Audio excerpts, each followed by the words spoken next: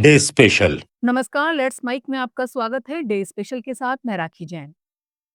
6 जनवरी हिंदी साहित्य के इतिहास में सिर्फ एक तारीख नहीं है, ये उस चेतना की स्मृति है जिसने भाषा को समाज की आवाज बनाया। ये पुण्यतिथि है भारतेंदु हरिश्चंद्र की, उस साहित्यकार की जिसने बहुत कम उम्र में हिंदी को दिशा दी और भारतीय समाज को आत्मचिंतन का आईना दिखाया। भारतेंदु का जाना केवल एक व्यक्ति का जाना नहीं था, बल्कि एक ऐसे युग का अंत था जिसने हिंदी को आधुनिकता की देहरी पर खड़ा किया। 19वीं सदी का भारत औपनिवेशिक शासन के दबाव में जी रहा था। आर्थिक शोषण, सामाजिक जड़ता और सांस्कृतिक आत्महीनता आम जनजीवन का हिस्सा बन चुके थे। अंग्रेजी सत्ता केवल प्रशासन नहीं चला रही थी, वो भारतीयों की भाषा, सोच और आत्मविश्वास को भी कमजोर कर रही थी।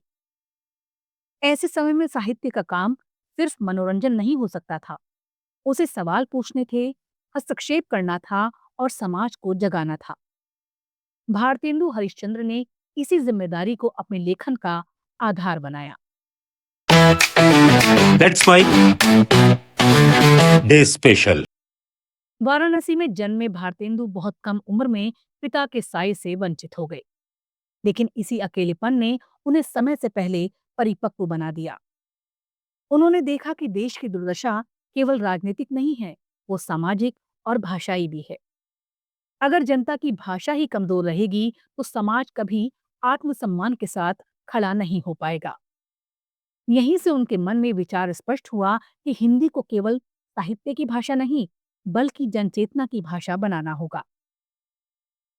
भारतेंदु हरिश्चंद्र सिर्फ कवि या नाटककार नहीं थे, वो अपने समय के सबसे सजग सामाजिक चिंतक थे। उन्होंने साहित्य को दरबारों और विद्वानों की सीमाओं से बाहर निकालकर आम जनता से जोड़ा। उनके लेखन में राष्ट्रबोध था, लेकिन वो नारेबाजी नहीं था। वो पीड़ा से उपजा हुआ बोध था जो समाज को झकझोरता था और सोचने पर मजबूर करता था। यही कारण है कि हिंदी साहित्य में भारतेंदु युग को एक निर्णायक मोड़ माना जाता है। भारतेंदु ने खड़ी बोली हिंदी को साहित्य की मुख्य भाषा के रूप में स्थापित किया। उनसे पहले हिंदी या तो ब्रजभाषा तक सीमित थी या फिर अत्यधिक संश्लिष्ट होकर आम आदमी से दूर हो चुकी थी। भारतेंदु की हिंदी सरल थी, प्रभावपूर्ण थी और सीधे जनता से संवाद करती थी। ये वही हिंदी थी जिसने आगे चलकर आधुनिक हिंदी साहित्य की बुनियाद रखी। उनकी भाषा ना तो बोझिल थी और ना ही सतही। उसमें विचारों की गहराई और सामाजिक सरोकार साफ दिखाई देता था। नाटक भारतेंदु हरिश्चंद्र की सबसे प्रभावशाली विधा रही।